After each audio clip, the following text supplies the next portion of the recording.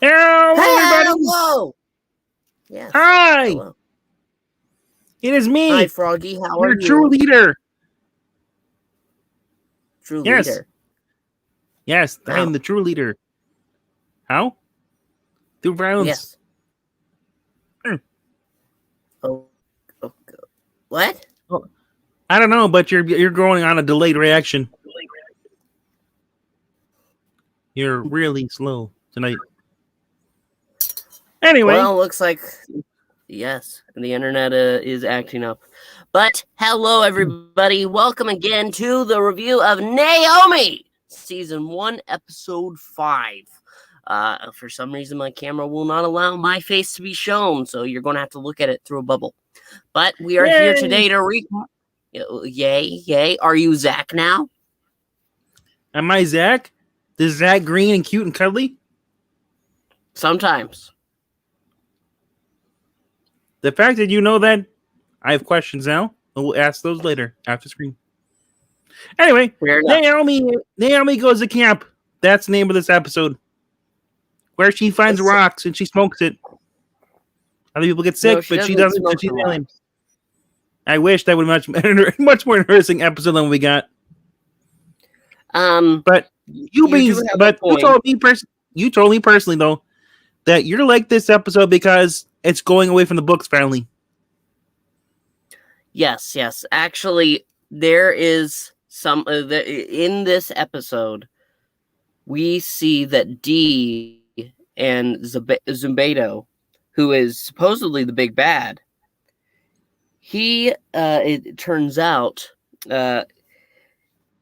is in some form of cahoots, I can say, because as him and Thanagarian have a pact going, but because Naomi found out, he accused Dee of basically breaking the pact, that they had, and well, Dee said, well, Naomi was gonna find out anyway, but he's like that, but he was kind of mad at him. But they worked together to go after the bounty hunter who attacked Naomi last episode. Yes, they do. And Dee actually goes to him, intimidates him, saying how Naomi is basically protected. That it doesn't matter if he's weak right now. And at that moment, the bounty hunter looks at him and says that what's the term? You Thanagarians are all the same. You're all about, you conquered all these planets, but yet you talk about peace. But Tui spits on him. Well, I think he should have spit on him, but he didn't. Because it's CW, or is it Nickelodeon? I get confused. It's a CW. It feels like Nickelodeon. But yes, other than that, Naomi and her now boyfriend Nathan are trying to figure out if they're going to work or not. Dun, dun, dun. Meanwhile, the other kid, what was his name? Philip? I can't remember his name. Curly hair boy.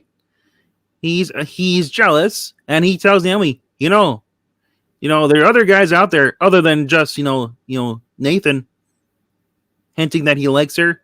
Well, Nathan basically said he does not like the other kid because he doesn't like competition. And I gotta say, man, the really most important thing about this show that really intrigues me is that Nathan sounds like Barack Obama. If you listen to his voice, I feel like it's President Obama again talking to me. Just telling you careless whispers? Yes, because he whispers into my ears that I don't have any, but I'll pretend that I do.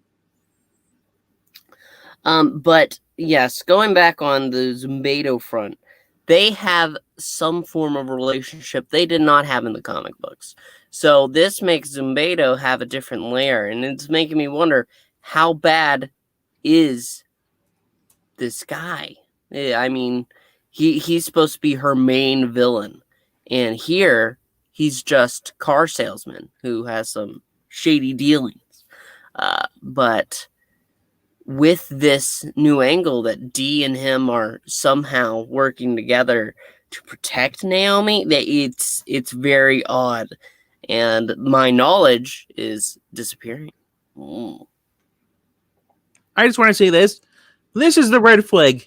if you ever want a red flag in a series when it goes away from comic books, this is CW. They're saying, you know what? Here's 50 red flags.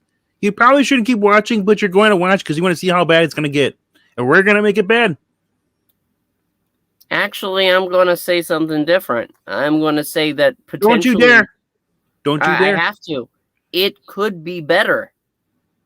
It could be more interesting. Honestly, the comic books were so just bland and because that was awful. Bendis. So now you're not getting a Bendis version. You're going to get a Castellucci version. Yes, but already they've made the characters that are boring in that book interesting. The main ones, at least. Okay, babe. Than NAOMI. Seriously, that's all I heard from that girl. What's wrong, babe? Okay, babe. I understand that. You need to be hit in the head with a frying pan. Yeah, I don't. The parents. We got a little. We also have Naomi's parents in this episode. Yes. And the military discovers the tree stump with Naomi's hand painting she did on there when she was a child. I'm kidding. It's not finger paint. Or what are you talking about? There's a giant frog face in the middle. Exactly. I was there. I left my mark. Yes, Tillium. Babe needs to die. I hate that. I hate how our friend just calls her babe. And that does get annoying, yes. But when we look at the other characters, because in the books, Naomi only had Annabelle as her best friend and nobody else really. But now she has millions of friends. I mean, yes. It's never implied that she is unfriendly. It's simply just that's her bestie. So that's what it is. No, but she is from Earth 23. She's not connected to the Alan West at all. Believe me, babe, we'd know.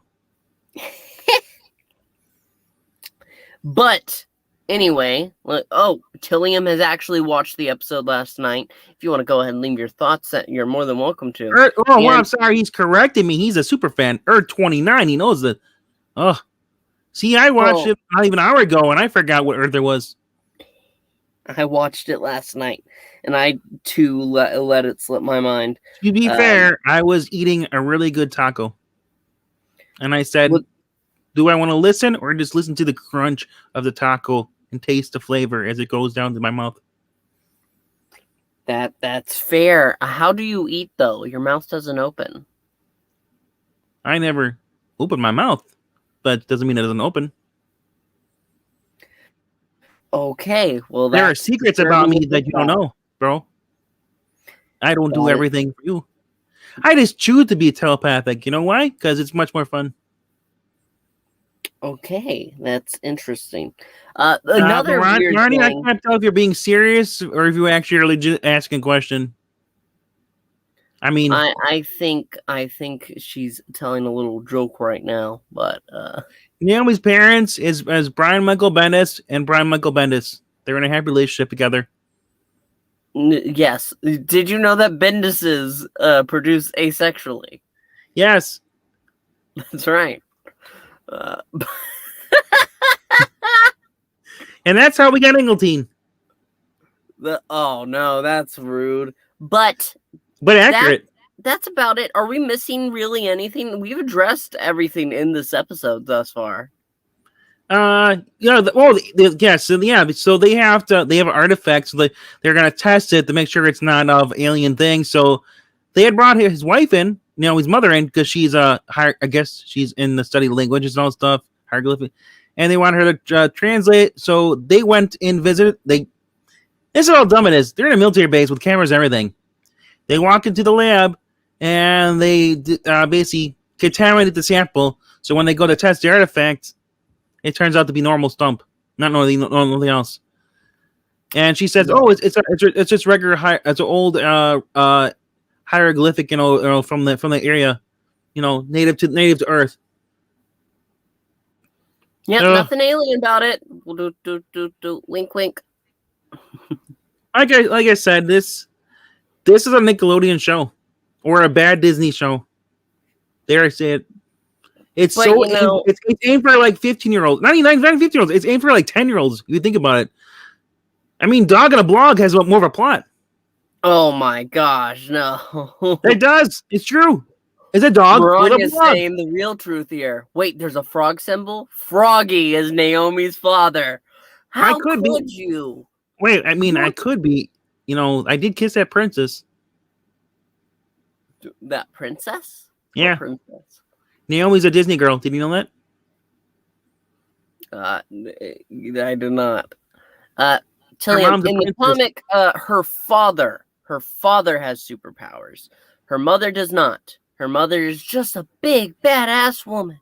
At least that's how they say it is. Just like Snoopy Bendis. is more exciting than Naomi right now. I haven't watched Snoopy. I think Snoopy's been dead for the past 40 years, 50 years. No, I think he got a new show on Apple Plus. Is it new or is it just showing old stuff? Apple TV. No, it's new. Oh, it's new. Okay. Well, Yeah. Well, he's not the same one. Rhaegar, hello to you, Rhaegar. Stop talking bad about Bendis. Bendis is the Mindus, and I think that is quite something. Rhaegar also says that wasn't a princess, Froggy. It was a witch. Froggy was a man and got turned into a frog with a kiss. Who were you before you became a frog? I was John Cena. Just kidding. Oh, well, older Snoopy, of course, is more entertaining than that. The older Snoopy, he passed away. Because remember, dogs only live for like, what, 16 years? So not when they're cartoons. Do you know how long Scooby-Doo has been alive? That's not the same Scooby, though. Oh, it's like comics. They start with everyone is a new issue, new series. It's a new dog. But I'm talking about the cartoons. Yeah, I'm saying that too. There's different versions of the cartoon. Yeah, but it's all Scooby-Dooby-Doo. Only in trademark.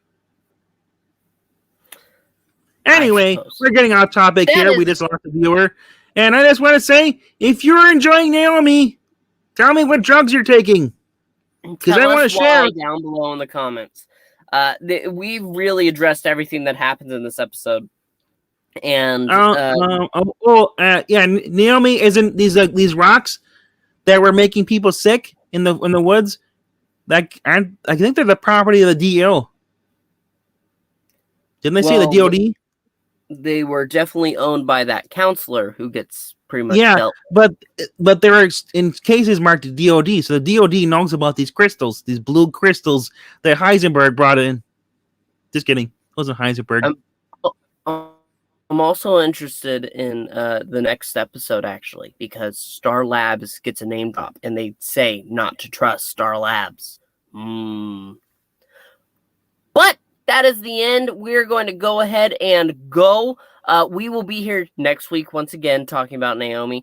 But we have to go hop over. Make sure to be watching because we're going to be talking about Superman and Lois. See you there. In a barn. Bye. And people bye. Remember, go home. No. Only go home